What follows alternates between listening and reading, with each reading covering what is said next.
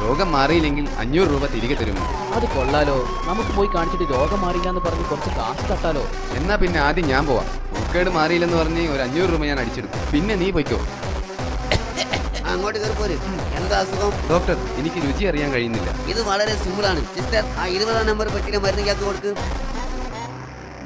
ഇത് മണ്ണെണ്ണല്ലേ? അതെ, രുചി അറിയാൻ പറ്റുന്നില്ല എന്നല്ലേ പ്രശ്നം മാറിയില്ലേ? 50 റുപ്യ വെച്ചിട്ട് പോയിക്കോളി. ഇയാൾ അങ്ങനെ വിട്ടാൽ പറ്റില്ല. നാളെ ഒന്നുകൂടി വരണം.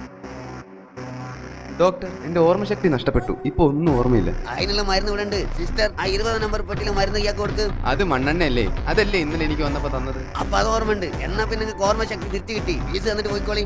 ആകെ പ്ലിങ് ആയി. ഇയാൾക്കൊരു പണി കൊടുക്കണം. ആ വെരി. ഡോക്ടർ, എന്റെ കാഴ്ച നഷ്ടപ്പെട്ടു. ഓ മൈ ഗോഡ്, ഇതിന് നമ്മുടെ കയ്യിൽ മരുന്നില്ല. ഇത് 500 റുപ്യ.